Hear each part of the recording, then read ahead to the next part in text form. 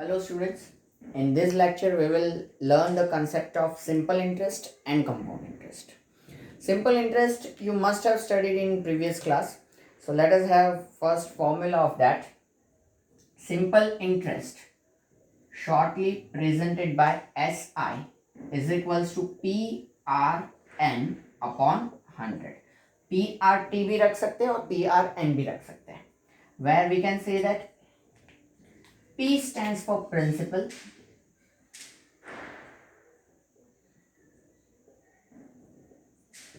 okay, then R stands for rate of interest,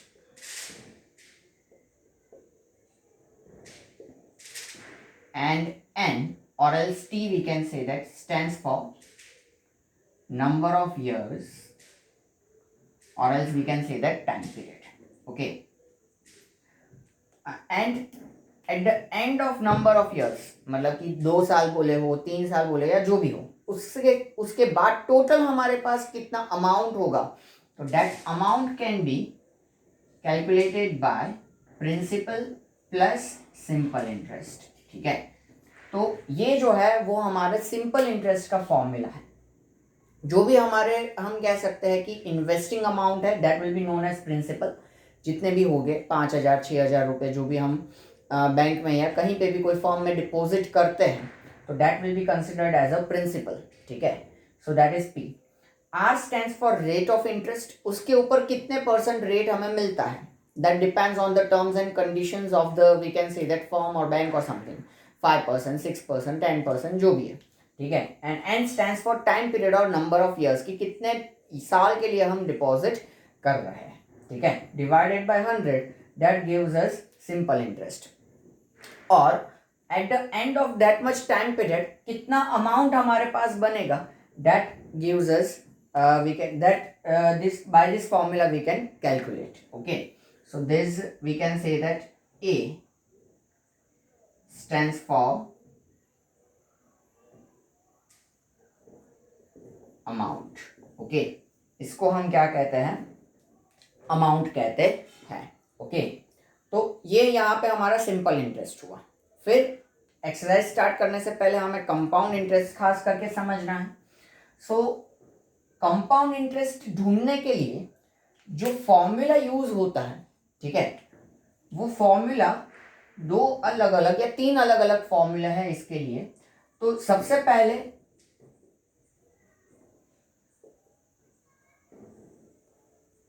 when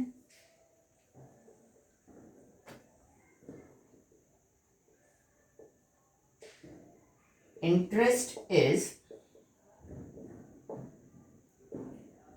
compounded annually interest compound हो तो उसका formula क्या है. तो we can say that amount A is equals to P into bracket 1 plus R upon 100 whole raise to N. तो यहाँ पे भी ये जो एब्रिविएशंस है वो वही रहेंगे, amount, principal, rate of interest and number of years and. ये पावर में है. ठीक है, एंड जो है वो. और अगर हमें सी आई कैलकुलेट करना है यानी कि कंपाउंड इंटरेस्ट, तो यहाँ पे जो हमें अमाउंट मिलता है उसमें से हमें प्रिंसिपल को क्या करना पड़ेगा, माइनस करना पड़ेगा. तब कितना कंपाउंड इंटरेस्ट मिलता है हमें वो पता चलेगा. बाकी फॉर्मूला से हमें सीधा क्या मिलता है, अमाउंट ही मिलता है. फिर like same way when interest is compounded half yearly अगर इंटरेस्ट कंपाउंड होता है तो इस फॉर्मूला में थोड़ा सा चेंज होता है. तो चेंज क्या है देखो, amount equals to principal into bracket 1 plus R divided by 2 into 100. Rate of interest हो जाता है half and N number of years कितने हो जाता है, ट्वाइस यानी कि डबल. ओके, सेम वे अगर when interest is compounded quarterly बोला हो तो क्वार्टरली इन द सेंस कि 4 पार्ट होते हैं तो आर डिवाइडेड बाय 4 और N will be multiplied by 4. ठीक है, ये हाफ ईयरली यानी कि 2 बार हो जाता है इंटरेस्ट पूरे साल में. हम कह सकते हैं कि डिपॉजिट 6 महीने पे, तो इस वजह से ट्वाइस हो जाएगा हमारा टाइम पीरियड, और रेट ऑफ इंटरेस्ट क्या हो जाएगा, डिवाइडेड बाय 2 हो जाएगा। ओके, तो ये हमारे हुए फॉर्मूले। अब पहले हम कंपाउंड इंटरेस्ट का कंसेप्ट समझेंगे एक जनरल एग्जांपल लेके कि how exactly compound interest can be calculated. ये फॉर्मूला तो है, फॉर्मूला के अलावा हम कैसे कैलकुलेट कर सकते हैं वो हम पहले समझेंगे। वो कैलकुलेशंस करने के बाद और समझने के बाद कि हाँ एक्चुअली कंपाउंड इंटरेस्ट क्या है, ठीक है, हम क्या करेंगे, एक्सरसाइज 8.3 स्टार्ट करेंगे। और पहले ये सारे फॉर्मूले आप एक साथ लिख लीजिए, ठीक है, फिर मैं समझाता हूँ कि कंपाउंड इंटरेस्ट क्या है, ठीक है, जो कि नई चीज़ है आपके लिए।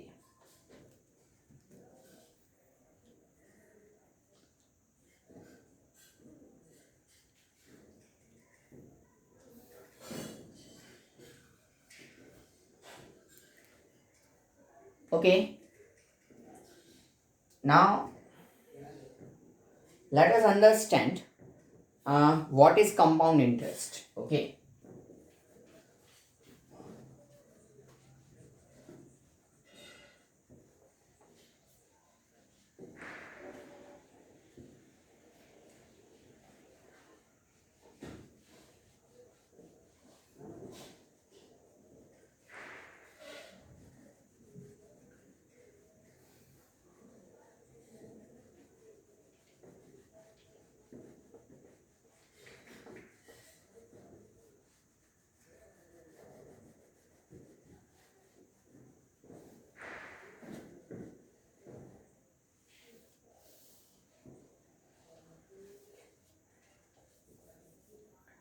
ओके, तो देखो हम एक एग्जाम्पल लेते हैं।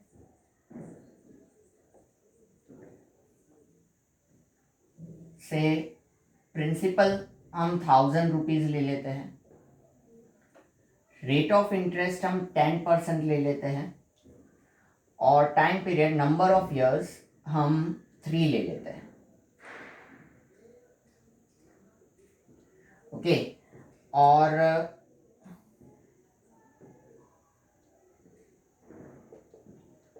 कैलकुलेट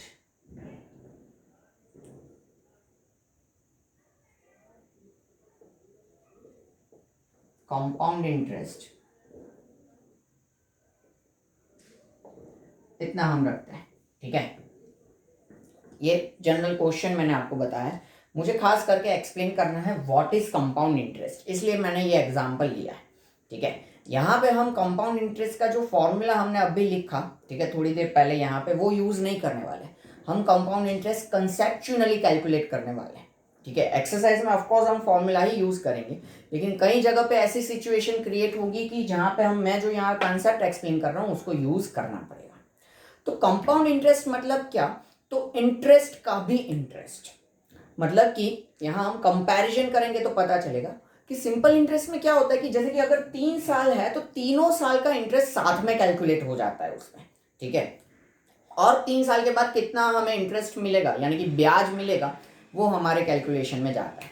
लेकिन कंपाउंड इंटरेस्ट में क्या होता है कि एवरी ईयर इंटरेस्ट ऐड होता जाता है और उस इंटरेस्ट का भी इंटरेस्ट हमें मिलता है, ठीक है। That is the compound interest, interest का भी इंटरेस्ट, ओके, ब्याज का भी ब्याज हमें मिलता है।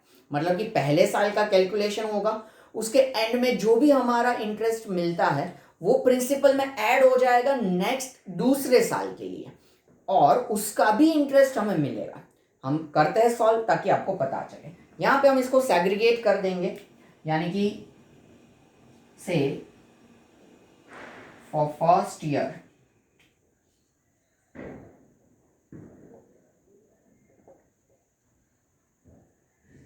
पहले साल का ये कैलकुलेशन है, ठीक है। तो फर्स्ट ईयर के लिए हमारा प्रिंसिपल P1, फर्स्ट ईयर का प्रिंसिपल है P1, ठीक है, that is 1000।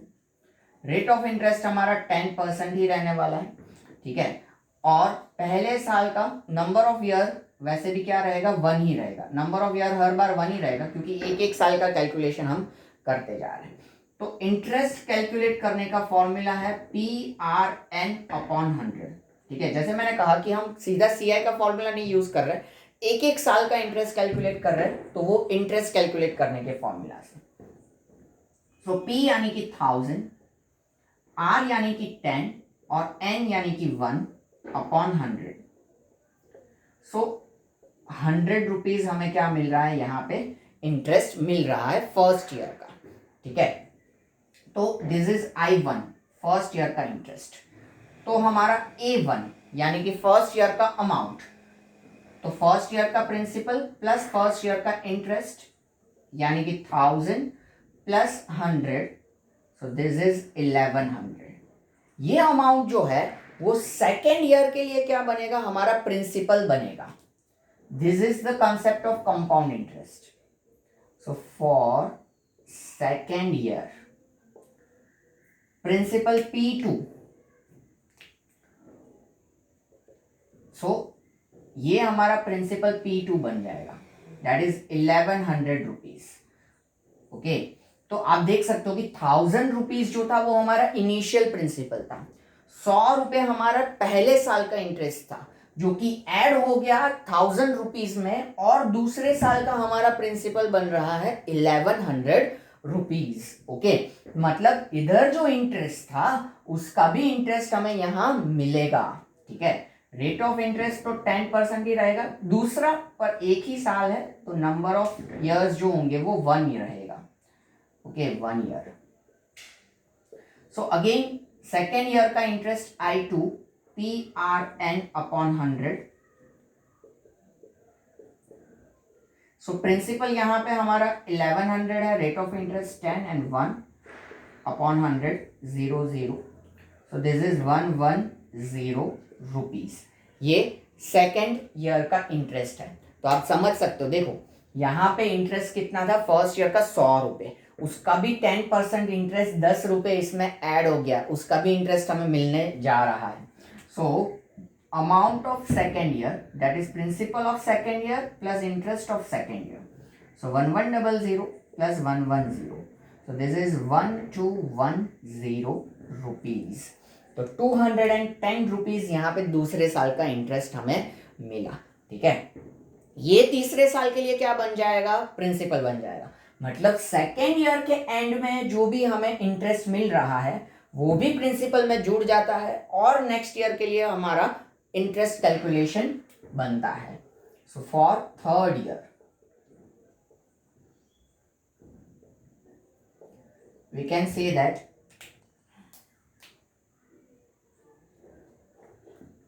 P3 this 1210 rupees, rate of interest तो 10% ही रहेगा and time period will be 1 year only.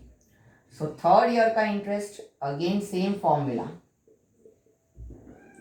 सो इधर प्रिंसिपल रेट ऑफ इंटरेस्ट और ये, सो दिस इज 121 रुपीज। ये थर्ड ईयर का हमारा क्या आया, इंटरेस्ट आया। और amount at the end of third year is P3 plus I3, so 1210 plus 121, so this will be 1331 rupees. ये हमारा थर्ड ईयर के एंड में क्या बना, अमाउंट बना, ठीक है। तो फाइनल 3 साल के बाद हमारे पास इतना रुपीज होगा, यह अमाउंट होगा अगर हमने कंपाउंड इंटरेस्ट पे मनी इन्वेस्ट किए हैं तो। सो वी कैन ऑब्जर्व कि अल्टीमेटली हमारा CI क्या होगा, तो ये जो अमाउंट है माइनस प्रिंसिपल यानी कि 1331 माइनस 1000, तो 331 रुपीज, ये हमारा क्या हुआ, CI हुआ। अगर हम SI ढूंढते सेम इसी डेटा के लिए, पूरा हमारा SI, तो that is PRN upon 100, P यानी कि 1000, रेट ऑफ इंटरेस्ट 10 और नंबर ऑफ इयर्स 3, तीनों साल का साथ में कैलकुलेशन। तो देखो 300 रुपीज हमारा इंटरेस्ट, सिंपल इंटरेस्ट बनता है, और 331 रुपीज हमारा कंपाउंड इंटरेस्ट मिलता है। मतलब 31 रुपये यहाँ पे कंपाउंड इंटरेस्ट में ज्यादा बनता है, या दोनों के बीच में डिफरेंस कितना है, 31 रुपीज का है। यहाँ पे हमारा सिर्फ प्रिंसिपल 1000 रुपये था तो इतना डिफरेंस है, ठीक है। तो जिस हिसाब से अगर हमारा प्रिंसिपल बढ़े तो डिफरेंस भी बढ़ सकता है, ये दोनों में डिफरेंस है। इधर 3 साल का सीधा साथ में कैलकुलेशन हो जाता है और इंटरेस्ट बन जाता है 300 रुपीज। इधर एवरी ईयर का कैलकुलेशन बनता है, और हर एक ईयर के एंड में जो भी हमारा इंटरेस्ट मिलता है वो हम कह सकते हैं कि प्रिंसिपल में जुड़ जाता है और नया प्रिंसिपल बनता है सेकेंड ईयर के लिए या नेक्स्ट कॉन्जिक्यूटिव ईयर के लिए। और इंटरेस्ट का भी इंटरेस्ट, यहाँ जो 100 इंटरेस्ट मिला उसका भी इंटरेस्ट 10 रुपीज इधर मिला है। यहाँ जो 110 रुपीज इंटरेस्ट मिला उसका भी इंटरेस्ट 21 रुपीज हमें एक्स्ट्रा यहाँ पे मिला है। ठीक है, तो ये इंटरेस्ट का भी interest, that is the compound interest. अब ये पूरा जो है वो हमारा जो फॉर्मूला है a is equals to P into bracket 1 plus R upon 100 whole raise to n से कैलकुलेशन कर सकते हैं। ये 1000 1 plus 10 upon 100 whole raise to 3, 0 0 cut जाएगा।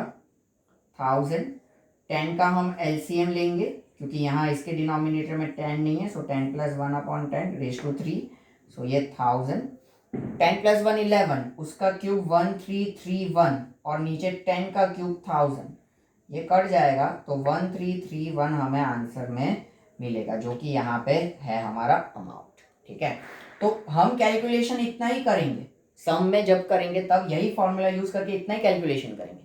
लेकिन कभी अगर फ्रैक्शनल ईयर्स है तो हमें इस तरीके के कैलकुलेशन पे आगे बढ़ना पड़ेगा कि इंटीजर ईयर्स का कैलकुलेशन इस फॉर्मूला से और फ्रैक्शनल जितने भी ईयर बचे तो उसके ये फॉर्मूला से हमें कैलकुलेशन करने पड़ेंगे। अगेन वैसे सम्स आएंगे तब मैं आपको अच्छे से डिटेल में एक्सप्लेन करूंगा कि how exactly we can use this. Okay, फिलहाल आप ये लिख लीजिए, ये मत लिखना, इसकी कोई ज़रूरत नहीं है, ये सिर्फ मैं आपको समझाना चाहता था कि कंपाउंड इंटरेस्ट इस फॉर्मूला से भी वही आंसर के साथ हम कैलकुलेट कर सकते हैं। अदरवाइज ये कॉन्सेप्ट है कंपाउंड इंटरेस्ट का, खास करके समझ के रखना और दिमाग में भी रखना। तो अच्छे से ये लिख लीजिए, ये भी लिख लीजिएगा ताकि आपको पता चले कि एसआई और सीआई के बीच में क्या डिफरेंस है, कितना डिफरेंस है और कैसे कैलकुलेशंस होते हैं। ठीक है, ये कंफ्यूजन मत रखना कि इसका कैलकुलेशन हमने यही फॉर्मूला से किया। फॉर्मूला इंटरेस्ट कैलकुलेट करने का है पर जो कैलकुलेशंस है वो अलग है। यहाँ तीनों साल के साथ में, यहाँ इंडिविजुअल एक साल के, और हर एक साल के एंड में जो मिलता है इंटरेस्ट वो प्रिंसिपल में ऐड होके नया प्रिंसिपल बनता है। वैसा कुछ इसमें होता नहीं है, यही इसका कंसेप्ट है कंपाउंड इंटरेस्ट का। तो ये आप लिख लीजिए, पॉज करके फिर हम एक्सरसाइज 8.3 स्टार्ट करेंगे।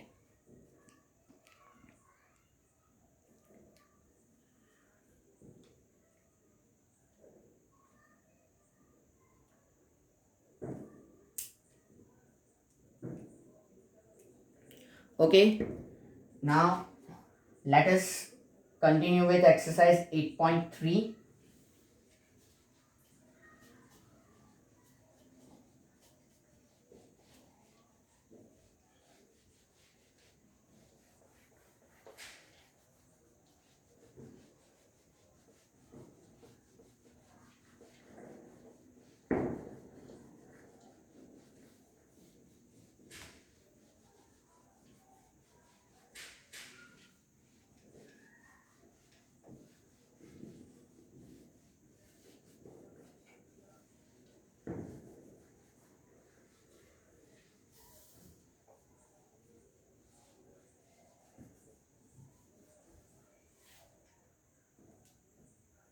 Okay.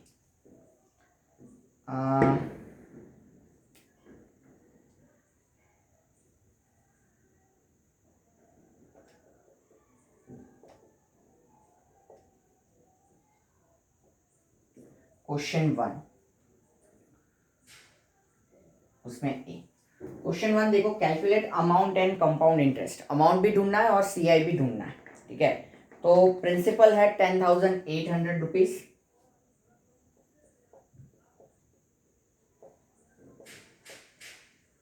for 3 years,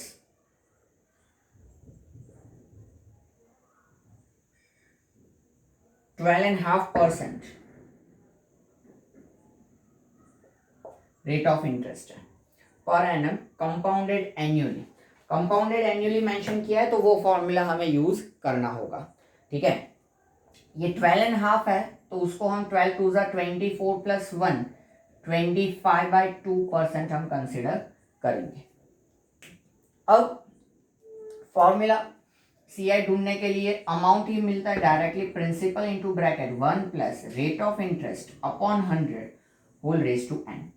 मैं वैल्यूज सब्स्टिट्यूट कर रहा हूँ, फिर कैलकुलेशंस कैसे होते हैं वो आप ध्यान से समझना, इधर एलसीएम वगैरह का कंसेप्ट। ठीक है, तो principal that is 10,800, 1 plus rate of interest है 25/2, तो यहाँ 25 और अपॉन 2, और नंबर ऑफ इयर्स 3, यानी कि पावर में कितना जाएगा, यहाँ 3 जाएगा।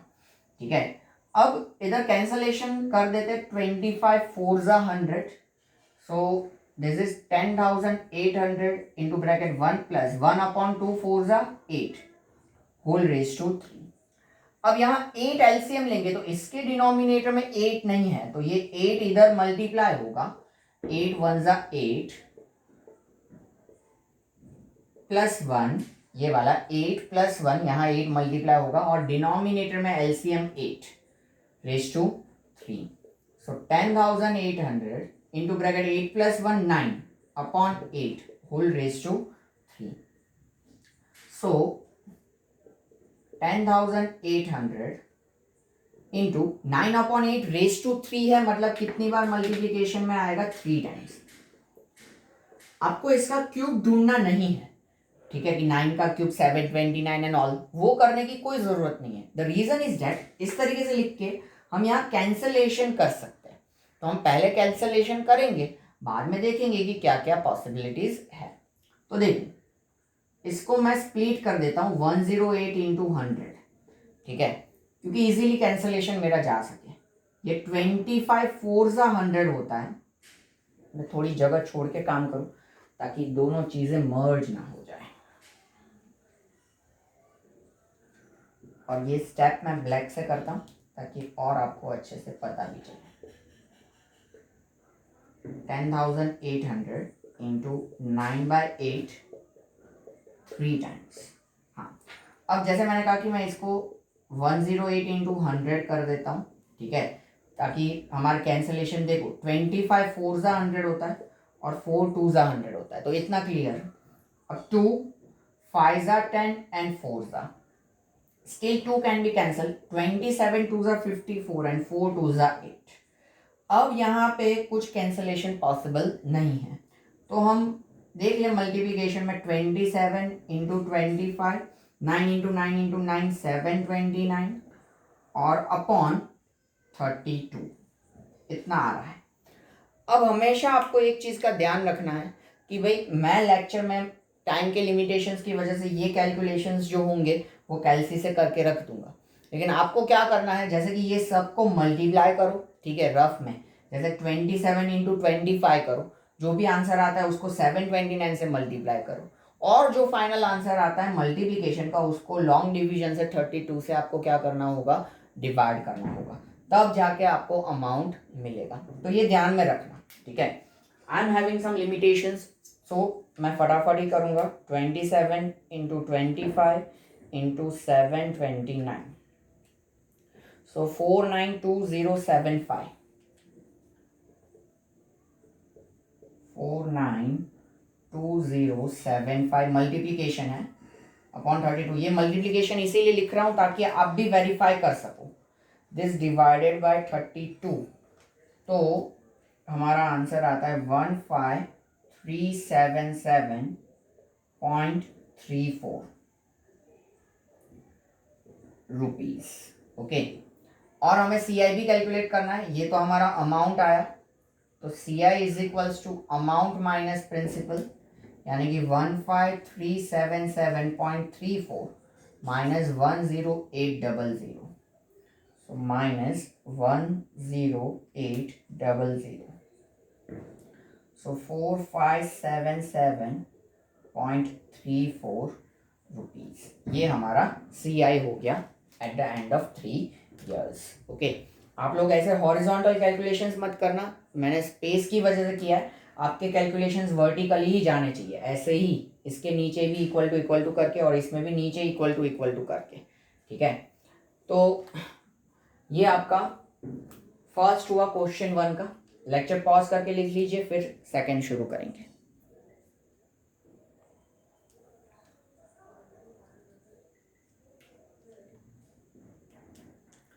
Okay, now second one, let us utilize some space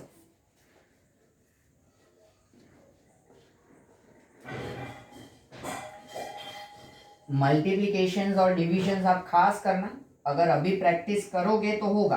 अब मुझे पता है कि मेरा इतना कहने के बावजूद भी आप क्या करने वाले हो, सीधे बोर्ड से कॉपी और पेस्ट, बात खत्म। कई लोग तो वो भी नहीं करते, लिखते ही नहीं है, कह कह के मुझे नोट्स बनवाने पड़ता है। तो वैसा मत करो, ठीक है। बेटर है कि खुद आप लिखो और खुद कैलकुलेशंस मल्टीप्लिकेशंस करो, वरना एग्जाम में इतना टाइम लगेगा ना कि प्रॉब्लम हो जाएगा, ठीक है।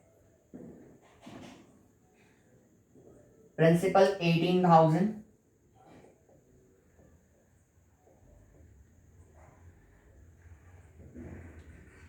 Rate of interest 10% per annum और 2.5 years compounded annually.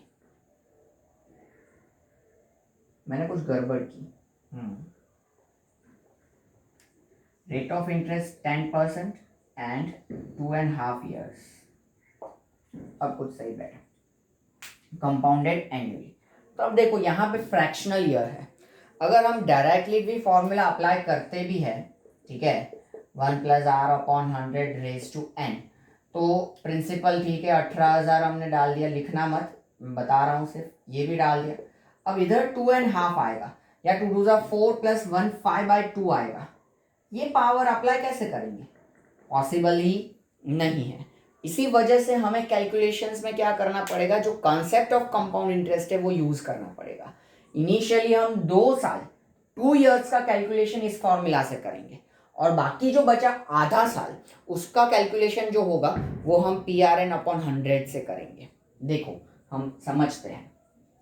So for first 2 years that will be the calculation for first 2 years, okay.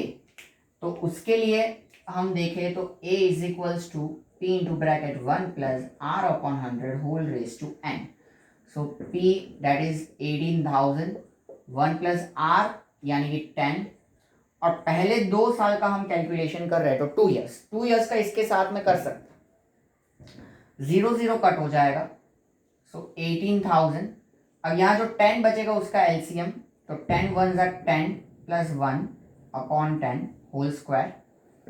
सो 18,000, 10 + 1 होगा 11/10, उसका स्क्वायर है, तो 11/10 कितनी बार आएगा, 2 बार आएगा। तो देखो 2 zeros यहाँ कैंसिल हो गए, तो 180 × 11 × 11 यानी कि 121। सो 180 × 121 that is 21600।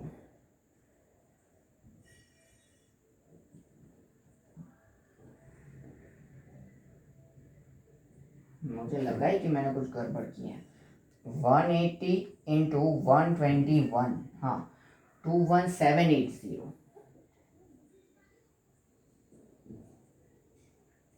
हाँ, तो ये जो है वो हमारा क्या हो गया, हम कह सकते हैं कि 2 साल के एंड में जो अमाउंट बनता है वो अब बाकी के हाफ ईयर के लिए क्या बनेगा, प्रिंसिपल बनेगा।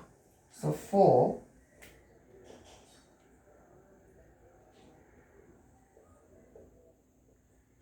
रिमेनिंग हाफ ईयर, ठीक है, जो 2.5 year है उसमें से 2 साल का कैलकुलेशन हमने यहाँ किया, तो आधे साल का हम यहाँ करेंगे। प्रिंसिपल दिस जो 2 साल के एंड में बनता है, ठीक है,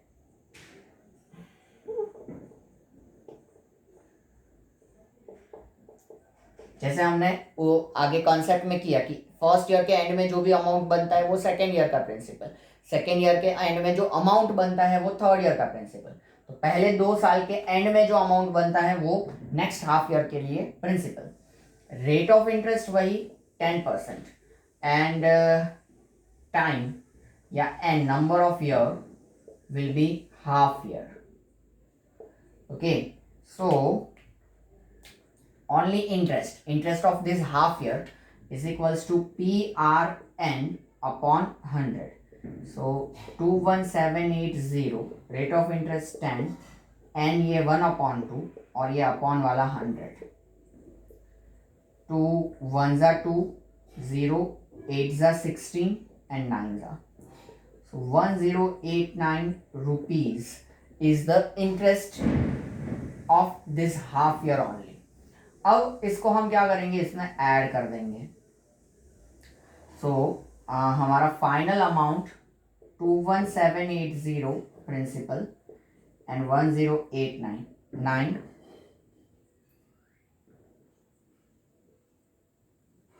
ये हमारा फाइनल अमाउंट हो जाएगा. और CI is equals to amount minus principal minus 18,000, so 4,869 rupees. ये हमारा क्या हो जाएगा, CI हो जाएगा. समझ में आया? तो 2.5 ईयर्स जब ऐसे फ्रैक्शनल ईयर्स होंगे तब हमें इसी तरीके से कैलकुलेशन करने पड़ेंगे. जो इंटीजर पार्ट है उसके फॉर्मूला से डायरेक्ट कैलकुलेशन, और वो जितना भी इंटीजर पार्ट का ईयर है, जैसे यहाँ 2 था तो उसके लास्ट में जो भी अमाउंट बनता है वो रिमेनिंग फ्रैक्शनल ईयर के लिए प्रिंसिपल बनाया जाएगा, और रेट ऑफ इंटरेस्ट वही रहेगा. Remaining fractional year will be the, we can say that number of years here. और फिर सिंपल इंटरेस्ट के फॉर्मूला से ही हम यहाँ पे क्या करेंगे, इंटरेस्ट कैलकुलेट करेंगे, प्रिंसिपल में ऐड करेंगे तो फाइनल अमाउंट मिलेगा, और उस फाइनल अमाउंट में से प्रिंसिपल रिड्यूस करेंगे तो हमें कंपाउंड इंटरेस्ट मिलेगा. ठीक है. I want to cross check our answer also, ताकि फिर बाद में कोई गड़बड़ ना हो जाए. गलत हो तो मैं कुछ करेक्शन भी करवा सकूँ. Amount 22869 and interest 4869. Okay, correct. हाँ, तो ये आप लिख लीजिए, फिर हम नेक्स्ट क्वेश्चन पे जाएंगे.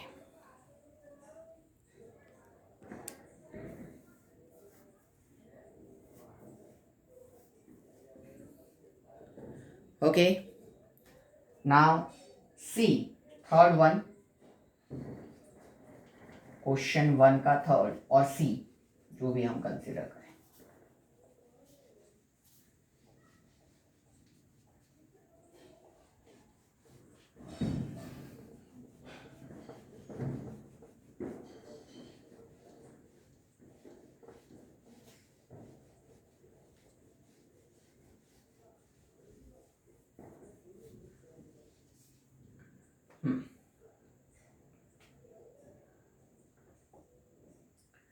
प्रिंसिपल है हमारा 62,500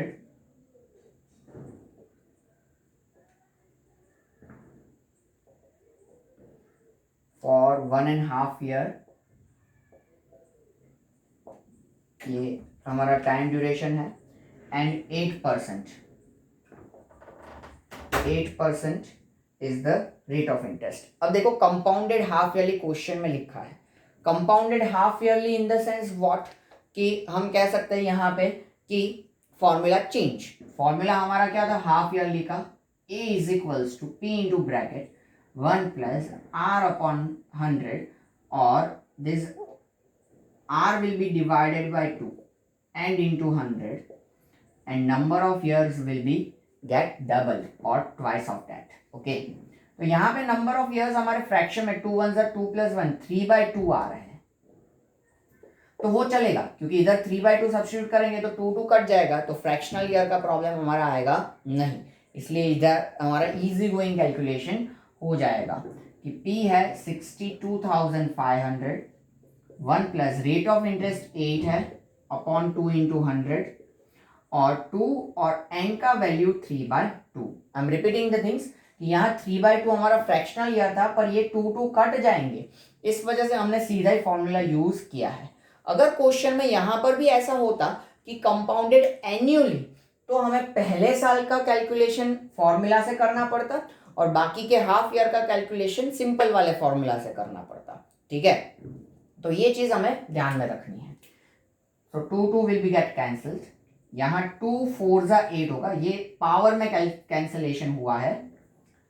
सो 62,500 then 1 plus 4 upon 100 whole raise to 3. अब इधर हम कैंसलेशन अब भी नहीं करेंगे. रीजन कि यहाँ पे कैंसलेशन पॉसिबल है, या करना हो तो कर देते. चलो 25 4 100, ये 25 का यहाँ पे क्या होगा, एलसीएम होगा. पहले हम ऐसे ही लिखते हैं, ये कैंसिल हो गया तो 1 बचेगा, नीचे 25^3, सो 62500।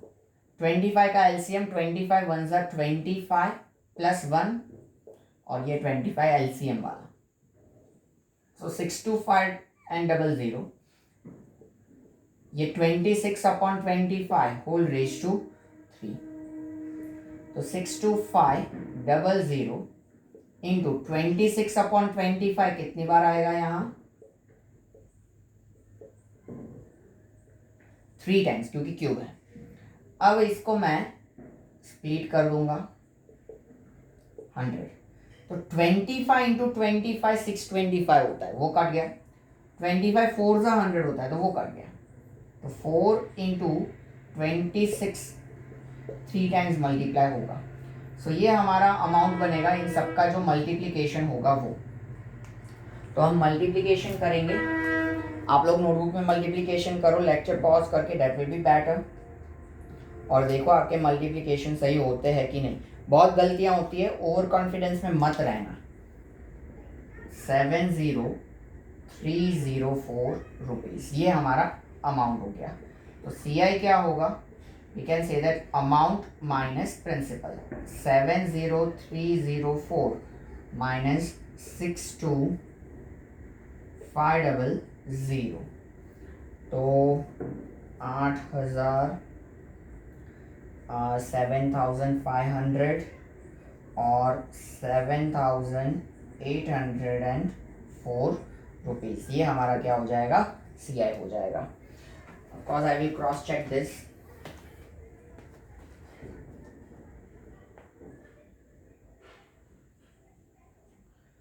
एट पॉइंट थ्री का C 70304 and 7804, okay. So lecture pause करके ये आप लिख लीजिए थर्ड वन।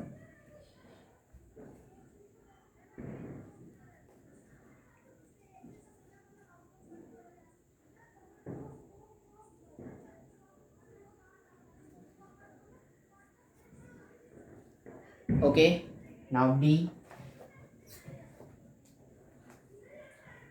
थोड़ा अब हम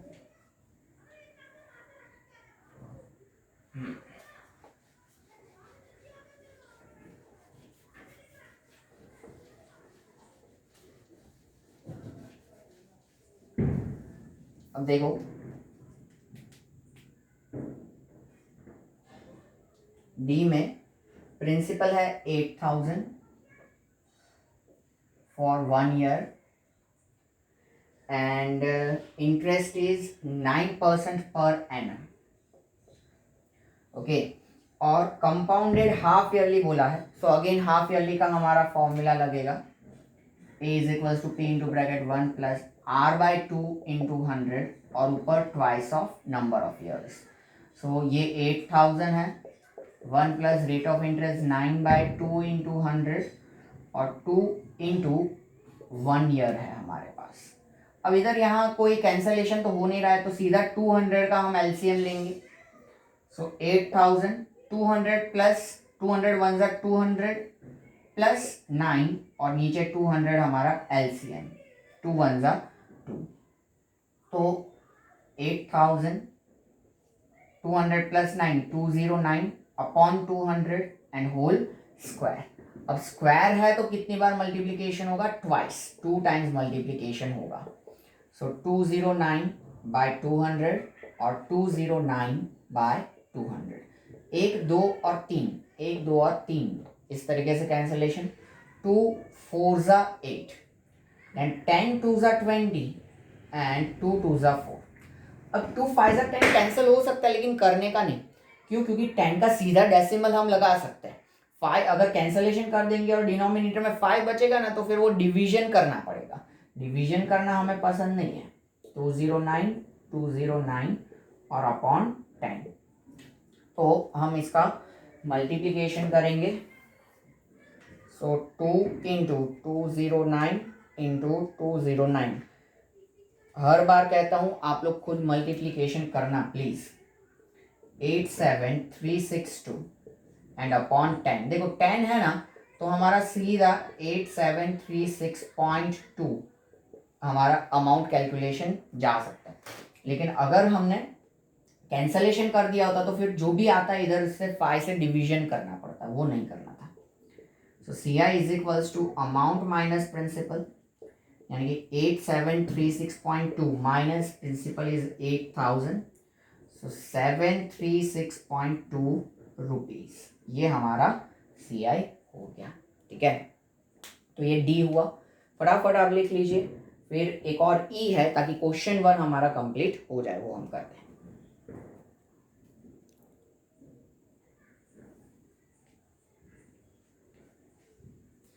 ओके, नाउ क्वेश्चन 1 का last, that is E.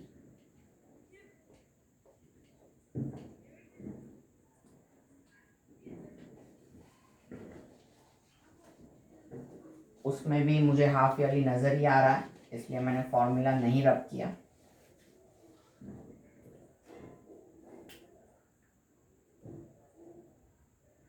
Principal है 10,000 फॉर 1 ईयर लिखा हुआ है, and 8% is the interest. Okay, तो कंपाउंडेड हाफ ईयरली इसमें भी लिखा हुआ है, सो सेम फॉर्मूला। प्रिंसिपल हमने सब्स्टिट्यूट किया 1 प्लस रेट ऑफ इंटरेस्ट 8 हमने सब्स्टिट्यूट किया ये, और 2 इंटू 2 4 ज़ा 8 हो रहा है। अब यहाँ कैंसलेशन नहीं करेंगे क्योंकि जीरोस कट हो जा रहा है। 1 प्लस 4/100 रेज टू 2 1 ज़ा 2, 100 का हम एलसीएम।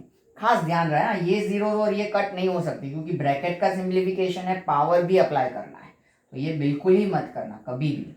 100 का एलसीएम लेंगे, 100 1 ज़ा 100 प्लस 4/100 होल स्क्वायर। अभी भी नहीं हो सकता ये क्योंकि स्क्वायर है, वो अप्लाई करेंगे बाद में कैंसलेशन जा सकता है, तो ये खास ध्यान रहे। 104/100 इधर कैंसलेशन अभी पॉसिबल नहीं है क्योंकि स्क्वायर है, तो वो स्क्वायर पहले हमें अप्लाई करना है, यानी कि ये 2 बार मल्टीप्लिकेशन के फॉर्म में हम लिखेंगे।